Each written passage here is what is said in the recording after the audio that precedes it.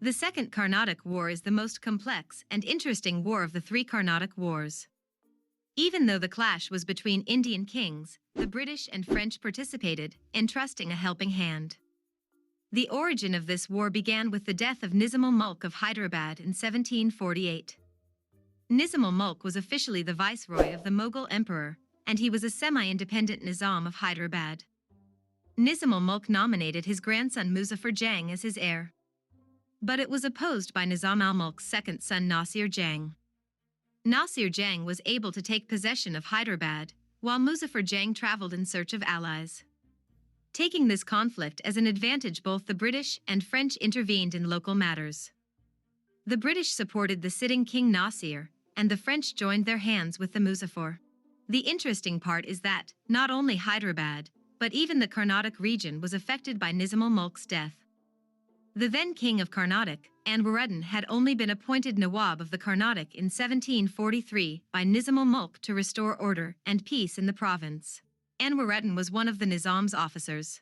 So by the death of Nizam, Anwaruddin lost his backbone and became vulnerable. When this was the scene, a new character was introduced into the conflict. He was none other than Chanda Saheb. Chanda Saheb was the son-in-law of Dost Ali, the ruler of Carnatic before Anwaruddin. Chanda Saheb was an effective ally to the French, but in 1741 he was besieged in Tiruchirappalli by the Marathas and was imprisoned. Muzaffar also needed more allies along with the French. So French understood the situation and thought this was the right time, so they released Chanda Saheb from Maratha's prison by paying his ransom. When the British came to know about this, they immediately supported Anwaruddin. So the British were supporting the sitting kings at both Hyderabad and Carnatic, while the French were on the other side, supporting the kings in exile.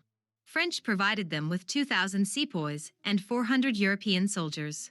Muzaffar Jang and Chanda Saheb joined hands, then advanced towards Arcot, the capital of the Carnatic. Anwaruddin met them at Umbur on August 3, 1749, where he was defeated and killed.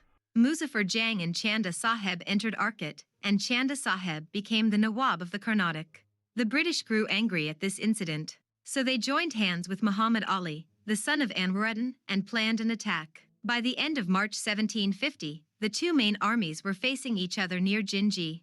Nasir Jang had his forces, as well as 600 European troops provided by the British East India Company, and a larger force under Muhammad Ali. He was facing the combined armies of Muzaffar Jang and Chanda Saheb, with a French contingent. The two armies faced each other for the next 2 weeks. During this period, the French position appeared to collapse. The French troops mutinied, weakening the entire army. Muzaffar Jang was so worried about the situation that he surrendered to Nasir Jang. Dupleix restored his position with a dramatic night attack on Nasir Jang's camp. This was so successful that Nasir Jang surrendered to the French and agreed on Muzaffar to be the Nizam of Hyderabad. On the other hand, Muhammad Ali was frightened and ran away to Tiruchirappalli. Nasir Jang soon entered into negotiations with Dupleix, but on December 16 he was killed by some of his supporters. In mid-December, Muzaffar was officially proclaimed as the Nizam of Hyderabad. The grand ceremony was held in Pondicherry, while Chanda Saheb was recognized as Nawab of the Carnatic. The French were also granted new possessions close to Pondicherry, and a vast amount of money. The French-supported candidates were now in power in Hyderabad and the Carnatic. The British were in a rage. Losing both of their candidates at Carnatic and Hyderabad was humiliating to them, so they brought the most brilliant guy they had. It was none other than Robert Clive. Robert was the British governor for Bengal provinces. British brought him to the Carnatic to restore their power in the south. Robert analyzed the situation and came up with a dramatic plan to distract Chanda Saheb from his capital. Robert said, "We'll concentrate on Carnatic for now.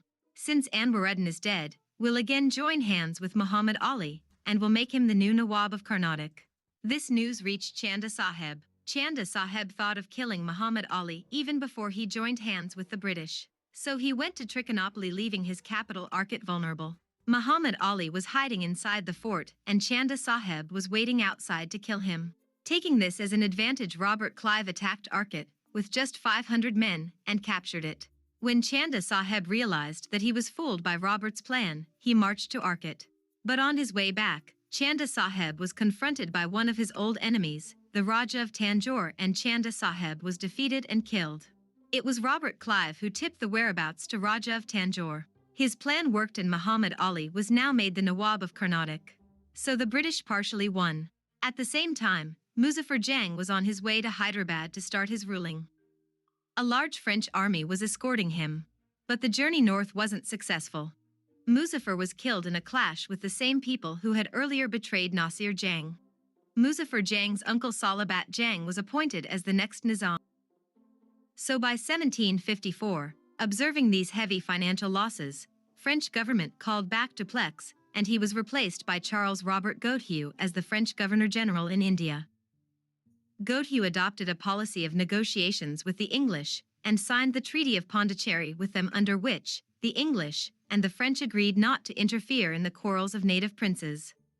Muhammad Ali in the Carnatic and Salabat Jang in Hyderabad became puppets for British and French respectively rather than kings. This is what happened in Second Carnatic War.